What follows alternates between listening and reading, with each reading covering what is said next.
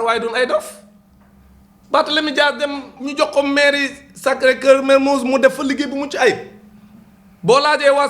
Sicap Mermoz dañ naan la kii liggéey bu mucc ayib la fi def bilan bu reluisant comme on dit mais kooku kay bu ñu ko joxee mairie Dakar ay moyens am yokk liggéey bi day gën a baax léegi nag bu ñu xoolee li ñu bëgg mooy parce que bu ñu dee convoqué ce qui c'est pas l'affaire Ndiaga Diouf bi ñuy jéem a convoqué mais nañu waxante dëgg ku tooñ moom ma nga toog ca maireem ñu ñëw fekk ko fa di ko ërtal di ko jaay doole teg seen pick-up teg fa seen i ponkal yu ko nar a rey mu ñëw génn ki nitam bu fa xeex amee ak lu fa mën a am mais ku tooñ xam nga man du ma fi nekk di wër-wëral nañ waxante dëgg rek parce que fii tubaab sax dafa am na ñu tuddee légitime défense néew mu kee tiré kee parce que moom daa ñëw toog ci ab maireem ñu fekk ko fa di ko jaay doole ku ko defoon Ablaye Wade moo ko defoon di jaay doole comme lii Macky Sall di def waaw léegi moo tax Macky Sall ci boppam bi mu gàñee nguur gi mu ni Barthélémy Dias deful dara wax na dëgg Barthélémy Dias deful dara dañ koo tooñ loolu mooy dëgg waa léegi nag boobu ak lañ bëgg a forcer nit ñi ne Barthélémy dafa violent mais ku opposé wu ci Macky Sall rek am une certaine presse buy taxaw di la jàppale naan non ñee danoo violent te duñ wax ci violence bi Macky Sall di exercer sur les Sénégalais nguuru président Macky Sall gii mos ñu am nguur gu gën a bon bii nguur Macky Sall dafa soxor Macky Sall dafa bon Macky Sall képp kuy xëccoog moom réew mi pare na pour nappaaje la kon Barthélémy Dias li muy def mook Sonko mooy dañ koo ñeme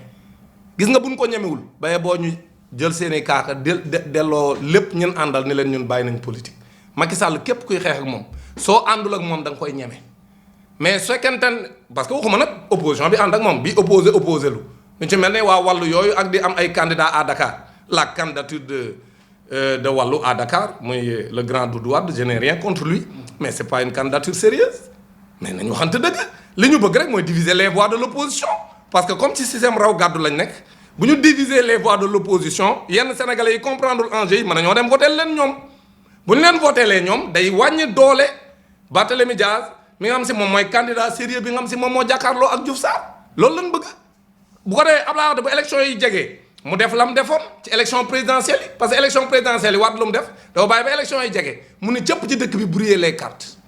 daal di ñëw naan lakk leen cartes yi alors eh bien Macky Sall lii Macky Sall lee ñu toog tuuti ñu gis ko mu dem defi le protocole de Conakry dem ànd ak Macky Sall dem toog ak Alpha Condé mais lii mooy dëgg parce que Abdoulaye Wade ay élection locale intéressé wu ko xam nga lu ko intéressé nu muy waajale 2024 comme Macky Sall moom leer na ñépp ni mënta nekk candidat 2024 bu ko defee Abdoulaye Wade na ko Macky Sall maag yow ñoo bokk camp comme ñoo bokk camp te Sonko wóorul nañ ànd ak Karim ñun ñëpp bu ko defee ñu teg Karim mu nekk suñu candidat bu ko defee ñu barrer la route à Sonko loolu mooy objectifu Abdoulaye Wade yi muy yëngatu yii yëpp Abdoulaye Wade ay maire yi intéressé wu ko Abdoulaye Wade ay élection locale intéressé wu ko Abdoulaye Wade li ko intéressé mooy waajal élection 2024 yi bu ko defee bu ñu demee ba ca 2024 mu ni Macky Sall comme yow mënoo nekk candidat 2024 léegi nañ ànd ma ak yow parce que Sonko gën na am doole te bu la wuutoo tey nga dee donc tiital ko ne ko léegi kon nañ jël sama doom mu nekk candidat bi loolu moo intéressé Abdoulaye Wade lii muy def nii yépp loolu moo tax la candidature de Doudou Wade s'inscrit dans cette logique de déstabilisation de l'opposition parce que ñoom waa wàllu Macky Sall la ñu àndal lii mooy dëgg fii ci Dakar ak ku xam enjeu yi fi mu toll boo xam day yàqal Macky Sall déedéet dañoo bëgg a nelawal yenn sénégalais yi ñu yaakaar ne Mame Mbaye Niang day fippu et que àndul ak Macky Sall pour ko defee ñu dem votel ko ndax dañoo mere Macky Sall bu ko defee voix ya naroon a dem ci opposition ba léegi jóge ci opposition bi dem ci Mame Mbaye Niang wala ñu dem ci candidat wallu bi wala ñu dem ci Soham Wardini bu ko defee bu voix yi tasee ñoom ñu àndul ak Macky Sall te mere ko ñenn ñi dem ci ñooñu tas fa voix yi bu ko defee ñaari candidat yu mag yi léegi ñoom ku ci nekk léegi da ngay gis ni ku nekk da ngay am say chance yuy yokk wala muy wàññeeku c'est-à-dire opposition bi képp ku mere Macky Sall boo voteelul Barthélémy Dias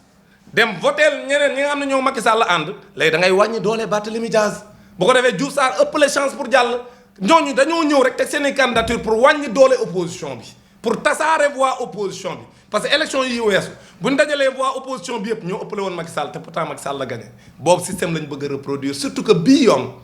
maire yi raw gàddu la ku ëppale benn voix yaa gagné kon loolu moo tax Macky Sall tas voix yi dans certaines localités yi mu ragal fa la jël ay nitam tas voix yi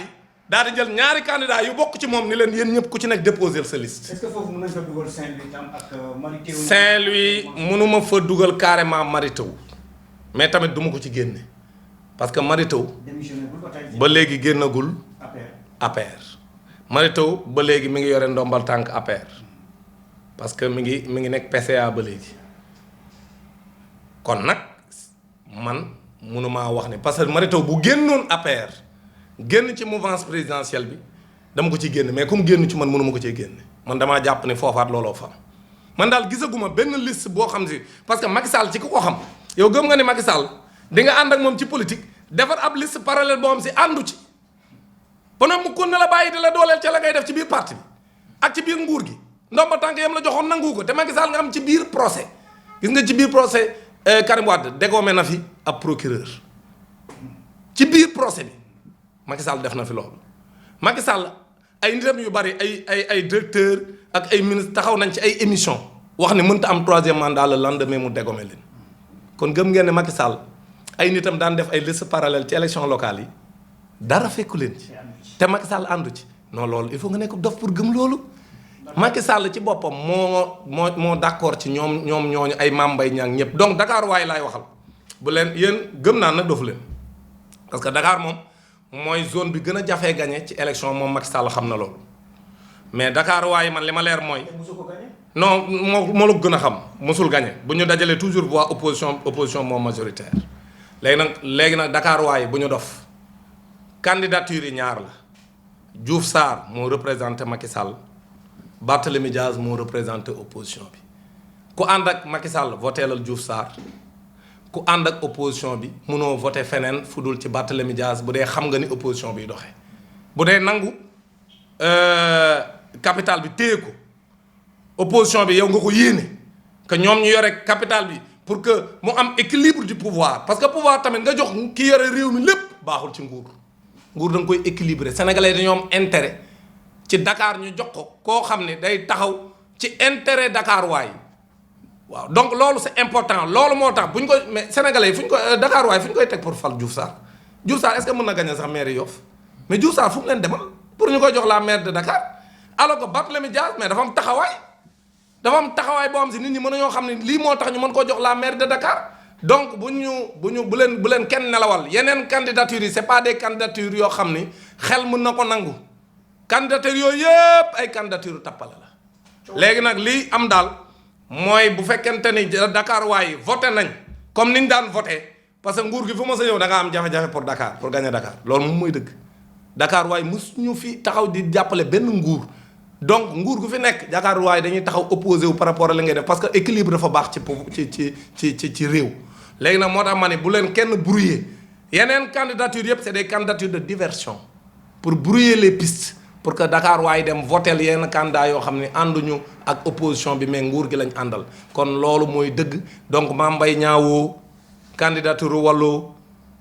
Soham Wardini woo ak bu mu ci mën a doon ñooñu ñëpp Macky Sall lañ àndal loolu mooy dëgg ku leen votel mooy Macky Sall ngay votel bu ko defee mooy boo leen votelee da ngay yombalal Diouf Sarr mu gagné mais mu remporter l'élection du 23 juin 2022 kon ku bëgg opposition bi garder la mairie de Dakar candidat bi nga mën a voter pour rester dans ta logique kenn bañ la divertir mooy nga voter Barthélémy Dias ñi may dégg nag ñu naan dañuy andiwaat Ablaye Wade pour bu ñëwee brouiller les cartes wax ni voilà na ñu voter le candidat de Wallu damay wax ne Ablaye Wade loolu intéressé wu ko léegi loolu bu koy def c'est pour jàppale le candidat de Benno Bokk Yaakaar muy Diouf Sarr looloo ko fi indi comme li mu defoon ci 2019 bi Macky Sall la Ablaye Wade votel moom la àndaloon loolu la bëgg a defaat fii parce que Ablaye Wade calcul bi mu def mooy su opposition bi gagné élection locale yi sans son fils en 2024 son fils ne sera plus président de la République lii mooy enjeu wu élection bi loolu il faut ma leeral ko Sénégalais yi may seetaan te waxuma ko ci ay parparloo dama koy wax sama àqulaay taala ku ci ne nag defal li la doy mais lii mooy enjeu wu élection bi donc bu kenn dof Abdoulaye Wade moom munu fii barki Dembo Ndiaye 2012 sénégalais yëpp mere ko ndax ni mu yore woon nguur gi ci jaay doole naam def na fi réalisation yu bëri mais ñu rey fukki nit ak ñett ba léegi kenn leeralu ko ñoo xam dañoo taxaw ñi ki ci gën a siiw mooy Mamadou Diop kenn leeralu ko ba léegi ci nguuru Abdoulaye Wade te nguuru Macky Sall du ko leeral mukk parce que Macky Sall ak Abdoulaye Wade ñoo ànd loolu bu ko nit ñi weddi fi mu toll nii ay firnde yu leer am na ci ne Abdoulaye Wade ak Macky Sall réeroo depuis le protocole de Conakry gën na koo leeral lim def ci élection 2019 moom Abdoulaye Wade gën na ko leeral tey jii loolu la bëgg a def ci élection locale yi. bu ñëwee nag taxaw yenn Sénégalais yi nga xam si ñoom peut-être comprendre enjeu yi dem teeru ji ko dem ànd ak moom mu brouiller les pistes yàq élection yi bu ko defee bàyyi Diouf Sarr mu jàll Dakar loolu mooy enjeu bi. loolu lay joxe comme contribution bu defee contribution boobu pour Diouf Sarr jàll bu 2024 mu leen ay wa ñëw leen.